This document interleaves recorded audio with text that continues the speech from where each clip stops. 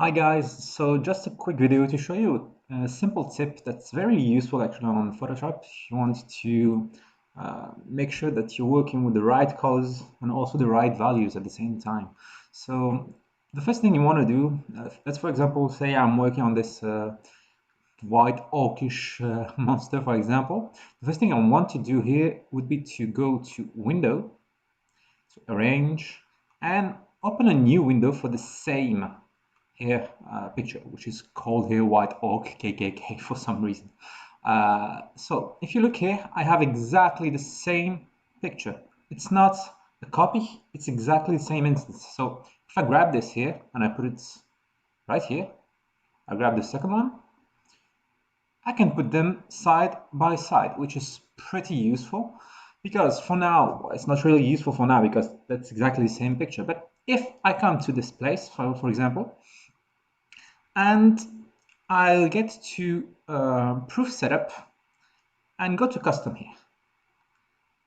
If I choose, for example, dot grain 20%, for example, in here, then the picture on the left is in colors and the one on the right is now in grayscale. If I press Control or Command Y, it will come back to the colors. So if I keep them side by side, I can work directly in here. Let's say, for example, I grab this brush and I put some red somewhere here. This is not a brush.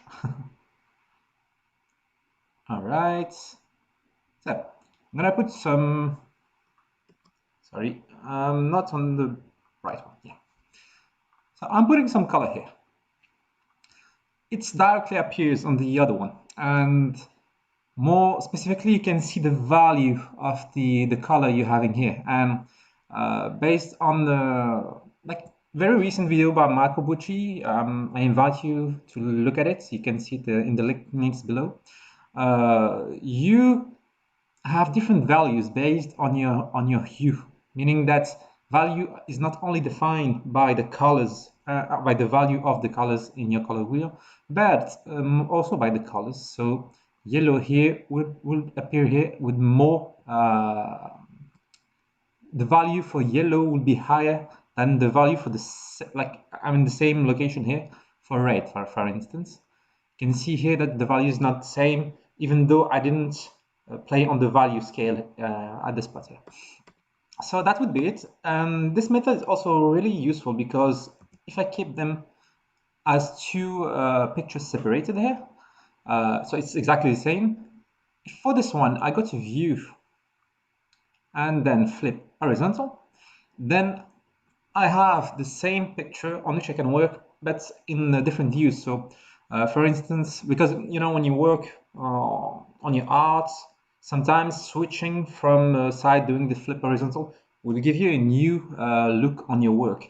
And the good thing with having them both here is that if, for instance, let's pick something here.